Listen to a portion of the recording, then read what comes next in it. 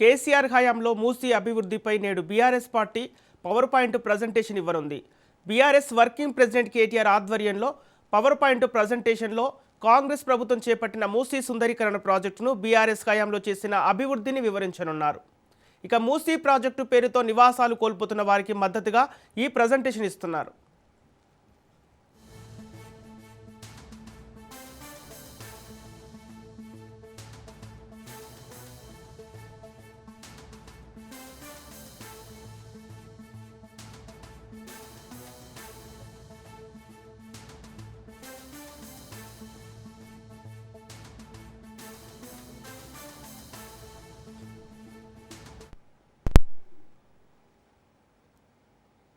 కేసీఆర్ హయాంలో మూసీ అభివృద్ధిపై నేడు BRS power point presentation ఇవ్వనుంది.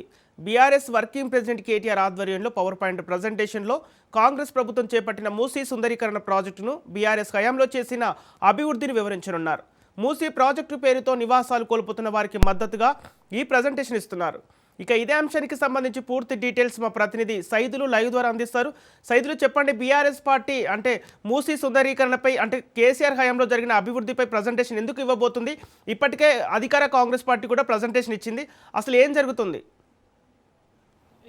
Sampath, గతంలో చేసినటువంటి మూసీ సుందరీకరణ విషయంలో గతంలో మూసీ పరివాహక ప్రాంతంలో ఉన్నటువంటి ఏ ఒక్క ఇల్లు కూడా కూలగొట్టకుండా చేసినటువంటి అభివృద్ధి ఏ విధంగా చేశామో అని దానిపైన ఈరోజు BRS working president KTR Musi సుందరీకరణ పేరుతోటి రాజేంద్ర నగర్ నియోజకవర్గంలో హిమాయత్ సాగర్లో ఈరోజు సాయంత్రం 5 గంటలకు పవర్ పాయింట్ ప్రజెంటేషన్ ఇవ్వనున్నారు. ఈ పవర్ పాయింట్ ప్రజెంటేషన్కి గ్రేటర్ హైదరాబాద్ పరిధిలో ఉన్నటువంటి బీఆర్ఎస్ పార్టీ ఎమ్మెల్యేలు, బీఆర్ఎస్ పార్టీ నాయకులు, కార్యకర్తలు, శ్రేణులందరూ కూడా ఈ కార్యక్రమంలో పాల్గొంటారు. అయితే ఇప్పుడు చేస్తున్నటువంటి అభివృద్ధి అంటే ముఖ్యంగా కాంగ్రెస్ పార్టీ అధికారంలోకి వచ్చిన తర్వాత సీఎం రేవంత్ రెడ్డి మూసీ సుందరీకరణ చేస్తామని చెప్పేసి కూడా అక్కడికి ముందుకేసి ఆయన నిన్న సాయంత్రం హోటల్ తాజుకృష్ణ హోటల్లో పవర్ పాయింట్ ప్రజెంటేషన్ చేశారు. అయితే సుందరీకరణ ఈ విధంగా కూడా చేయొచ్చు అనేది బీఆర్ఎస్ పార్టీ చెప్తూ వస్తుంది. అంటే కాంగ్రెస్ పార్టీ దాదాపుగా 10,700 ఇండ్లు వరకు కూల్చేలాగా ప్లాన్ చేస్తుంది. సో దాదాపుగా 3,000 పైగా విస్తీర్ణం అంటే 3,000 పైగా ఎకరాలు స్వాధీనం చేసుకునే పనిలో ఉంటుంది.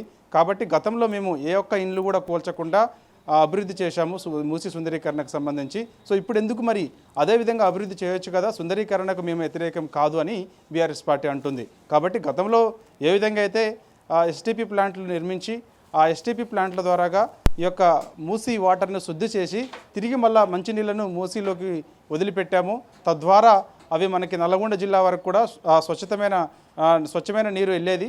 కాబట్టి ఇప్పుడు మరి ఇవాళ మూసీ సుందరీకరణ చేస్తామంటున్నారు. మూసీ సుందరీకరణకు మేము వ్యతిరేకం కాదు ఎక్కడ కూడా.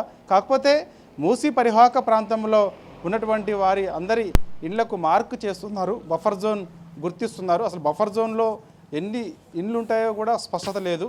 దాదాపుగా ఉన్నటువంటి ఇండ్లన్నీ కూడా మూసీ పరివాహక ప్రాంతంలో ఉన్నటువంటి ఇండ్లన్నీ కూడా బఫర్ జోన్ పరిధిలోనే ఉన్నాయి. మరి ఇప్పుడు బఫర్ జోన్ పరిధిలో ఉన్నటువంటి దాదాపుగా 10,000కు పైగా ఇండ్లు ఉన్నాయి. కాబట్టి మరి వాళ్ళ అవన్నీ ఇండ్లను కూలిస్తే వారి పరిస్థితి ఏంటి అనేది ప్రభుత్వం ఒక అంచనా వేయలేకపోతుంది. వారికి ఎక్కడ ఇల్లు ఇస్తారో తెలియనటువంటి పరిస్థితి ఉన్నది. కొన్ని ఏళ్ల నుంచి కూడా వారు అక్కడ ఆ ప్లేస్ కొనుక్కొని ఇల్లు కట్టుకొని అక్కడే నివాసం ఉంటున్నారు. కాబట్టి ఇది ఎంతవరకు సబబు అని కూడా బీఆర్ఎస్ పార్టీ ప్రశ్న చేస్తూ వస్తుంది. కాబట్టి ఈరోజు మూసీ సుందరీకరణ గతంలో ఏ విధంగా చేశాము మేమని ఆ గతంలో చేసినటువంటి అభివృద్ధి ఏదైతే ఉందో ఆ అభివృద్ధికి సంబంధించి పవర్ పాయింట్ ప్రజెంటేషన్ ఇచ్చేందుకు బీఆర్ఎస్ వర్కింగ్ ప్రెసిడెంట్ కేటీఆర్ సన్నద్ధమవుతున్నారు. ఎందుకంటే మనకి ఎస్టీపీ ప్లాంట్లు ఏ విధంగా నిర్మించామనేది కూడా పవర్ పాయింట్ ప్రజెంటేషన్లో ఎక్స్ప్లెయిన్ చేసే అవకాశం ఉంది. దాని తర్వాత నాగోల్ దగ్గర దాదాపుగా 6 కిలోమీటర్ల మేర చేసినటువంటి అభివృద్ధి, అదేవిధంగా వాకింగ్ ట్రాక్ కానీ, అక్కడ ఉన్నటువంటి పార్కింగ్ కానీ, అదేవిధంగా జిమ్ కానీ, ఈ విధంగా మన రన్నింగ్ ట్రాక్ కానీ, పిల్లలు ఆడుకునేందుకు చిన్న చిన్న పార్కులు లాంటివి కానీ, అంటే ఆ నాగోల్ ప్రాంతంలో బఫర్ జోన్లో ఏ ఒక్క ఇల్లు కూడా కూలగొట్టకుండా చేసినటువంటి అభివృద్ధి ఏ విధంగా చేశాము ఏంటి అనే దానిపైన కూడా ఈరోజు పవర్ పాయింట్ ప్రజెంటేషన్లో కేటీఆర్ వివరించనున్నారు. అది రాష్ట్ర ప్రభుత్వానికి తెలిసేలా మేము చేస్తున్నామని కూడా ఈ పవర్ పాయింట్ ప్రజెంటేషన్ అట్లా ఉండేలా ప్లాన్ చేస్తున్నామని కూడా చెప్తున్నారు. కాబట్టి గతంలో ఈ విధంగా ఉంటే చేస్తే అభివృద్ధి, ఇప్పుడు మళ్ళీ అదే సుందరీకరణ పేరుతోటి ఇల్లు కూలగొడతామనడం ఎంతవరకు కరెక్ట్ అని చెప్పేసి కూడా బీఆర్ఎస్ పార్టీ ప్రశ్నిస్తుంది. కాబట్టి గతంలో చేసినటువంటి అభివృద్ధిపై సంబంధించి పవర్ పాయింట్ ప్రజెంటేషన్ ఇచ్చేందుకు సిద్ధమవుతుంది Sampath. Okay, right, thank you Saidulu.